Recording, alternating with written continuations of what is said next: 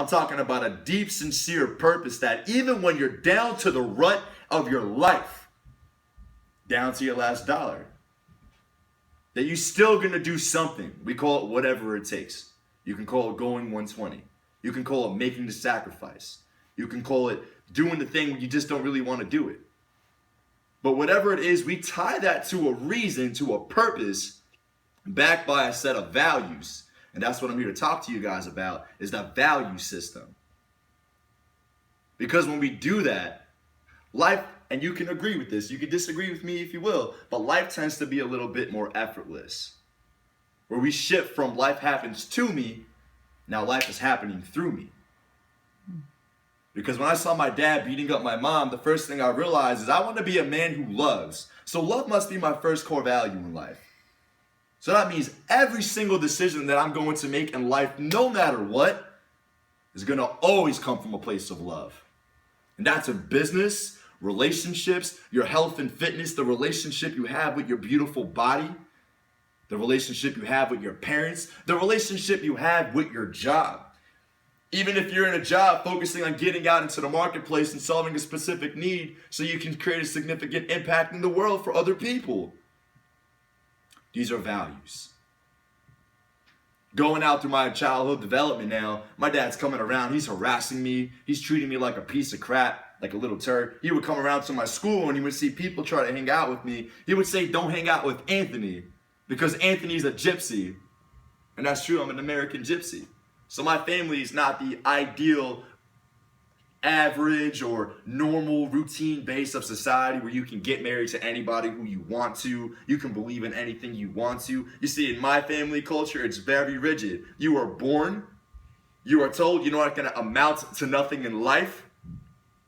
You try to go to school to get a good education, so maybe you want to get a good degree to get a great job and start a company, but they pull you out. And they said, no, you got to stay home and do psychic readings if you're a girl. You need to go clean that room. You need to wash these dishes. And you need to treat your husband like a king. So much that you can't even act like a queen. Like if you try to go out and hang out with your friends, you're going to get the living beating that you never had in your entire life. And it's going to be so bad, your kids that are not even in the world are going to feel it. And I had that happen several times.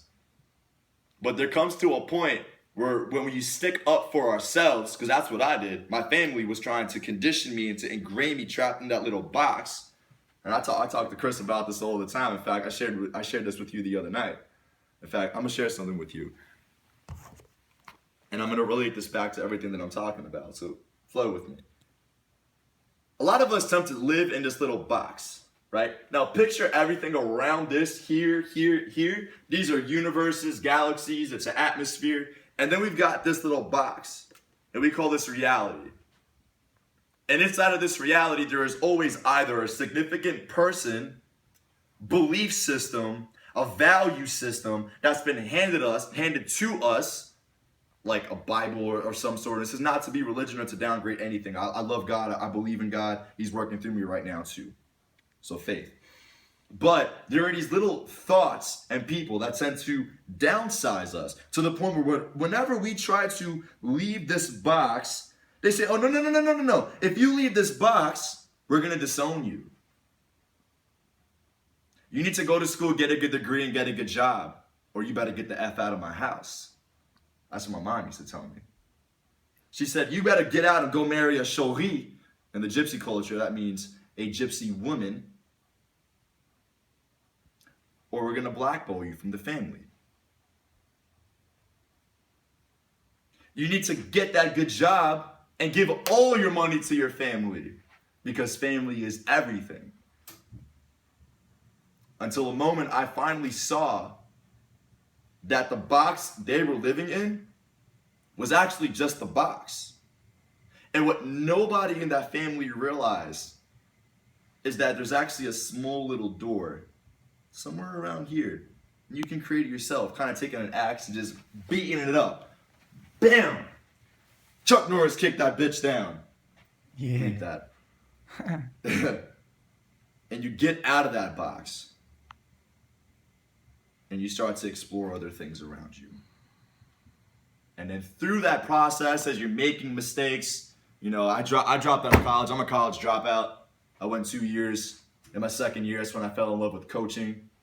And I had my own personal transformation. It's not what I'm talking to you about, but just to give it very quickly, I was 305 pounds about maybe 3 years ago, addicted to smoking cigarettes. I was full on bulimic. So I binge and purged my life away. I was losing my hair. My bone density was extremely small. It was just really, really bad, man. I had a significant amount of depression. My self-esteem was so low. I would never approach a girl. I just feel rejection. I had all these thoughts about doing YouTube videos and all these different things, and it just never happened. These were just little ideas because I had all these other big thoughts and ideas that were created from the box that I was already born into, which was that gypsy culture. You're never gonna amount to nothing like that in your life. Until I started surrounding myself with the right people. And Dougie knows a lot about this. He's gonna be talking to you about this today. And when you surround yourself with the right people, they start to tell you things that go against what we call conventional wisdom. Yes. Find your passion. Actually take the time to sit down and clarify your life's vision. Tie that to a significant purpose, because that's the root of whenever you don't even feel like getting out of bed and go hustling your butt off to go feed your family. Because family to you might be everything, but then you're the other person who thinks on expansive levels. So you want to take care of your family, your kids, retire your mom, because let's keep it real. The average, the average woman will retire at with 158,000 by the age 55. You think she can survive on that for the next 10 or 20 years? Hell no. So it's people like us, 22-year-olds, young individuals, a little bit older, 40-year-olds, whatever, and it's never too late to take charge of our life.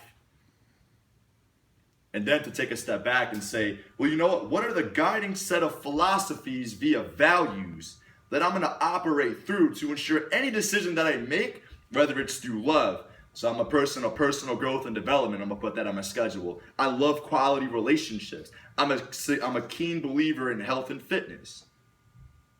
I mean, me have gained a little belly right now. Kind of liking it. Because what I haven't also told you